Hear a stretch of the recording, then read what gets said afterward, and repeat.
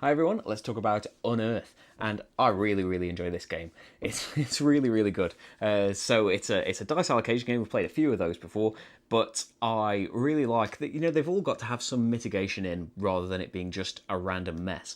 But I love the idea in this game that there are two things we're competing for at the same time. So the normal thing that you would expect from a game like this is we have these different ruins out there, and as soon as it gets to the total, someone's going to claim it, and there's set collection going on with these things. That is, to be expected, and it works great. But the thing that I really love about it is the building of the wonders. I think partly it's just, I really like the way it looks and trying to arrange these little shapes, and the fact that you can have them all going off each other and forming these little loops to just keep comboing and trying to get more and more wonders in is really brilliant. The way that there are going to be different named wonders every single time that have different powers and need different combinations of stones to be able to unlock them. It just adds to your decision for such a this is a lighter game and a quicker game, but there is a lot to influence your choice based on the different colors of ruins that have come out and the sets that you were going for based on the one that you started the game with, the stones that are out on every ruin as well, just influencing not only the die that you want to roll but the number you want to get as well. It's a really nice a balance between these things, because as you saw, it seemed like for most of that game, Marty was just stealing away every single ruin, just piling them up. He ended up with, how many did I end up with? Did I end up with 3? And he ended up with, I ended up with a few more than that. I ended up with 6. He ended up with 3, 4, 5, 6, 7, 8, 9, 10. So 6 to 10. It seemed like he was just running away with it. But no, because I was, he kind of let his stones go and let his wonders fall apart because he was going for those colours so much. And maybe in a real game he would have really gone for some of them a little bit more. Maybe he could have even got 2 sets and gotten another 5-point bonus. But either way, it's really good how just because that's happening and it seems that someone is running away with it, no, they're not. Because if people are building wisely with their wonders and getting the right colours of stones, these greater wonders, 6 to 8 points each, that's a lot of points. The final scores in that were 43 and 36, were they? It's not a really high scoring game, so all of these are huge chunks towards it if you can get the right colours, and these powers can be really useful as well if you can get the right combinations first as well, because there's only one each of these named wonders. And let's talk about things besides it. The components and everything are really nice. The artwork, it reminds me of, I can't remember the name. I think it reminds me of Bastion, a video game, but it's definitely got that feel. I've seen it in videos before, but it's really nice. This isometric, blocky-looking art. It's really beautiful, and it's all over the game, and it really looks nice on the table, especially when people have been building their wonders. If you click towards the end of the playthrough, if you haven't seen it, as they start to take shape and you start to see them all building out, it really looks nice. And people's tableaus as they're building up the different coloured wonders look really nice as well.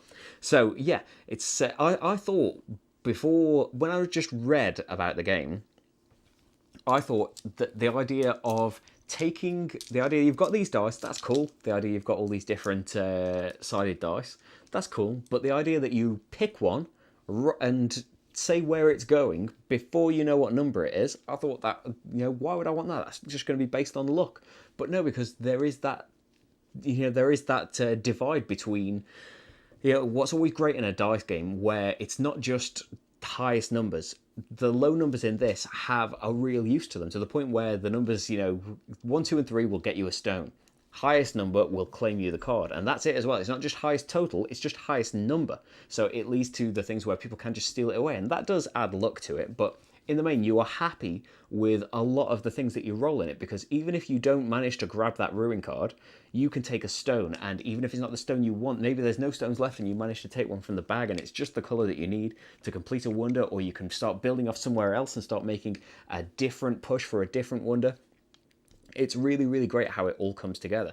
And on top of that, the two different things that you're shooting for, high and low numbers, on top of that, all of these delve cards that give you all sorts of different things will really do let you have more control. There is still, luck of the roll involved in it, and as you saw in the playthrough, sometimes it's just like, well, he needs to roll an 8 here to take this. Anything but an 8, he's got no delve cards. Anything but an 8 is a waste here, and then manages to roll an 8.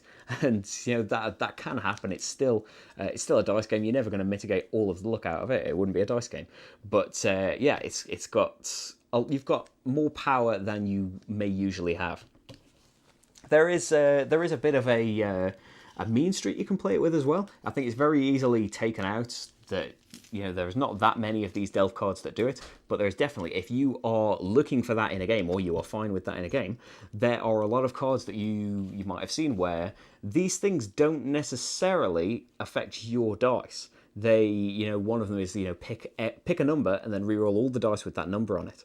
Or, reroll all the dice on a ruin, or take some numbers off the dice on a ruin. What I like about that is, though, it's not just the fact that you are trying to, if somebody's got a 7 on a ruin and you want to knock it down a little bit, or make them re-roll it so that hopefully you can swoop in with not that high a number. If you can make them re-roll their 7, it's lower, and then you can put a number on there. Maybe your 5 can win it.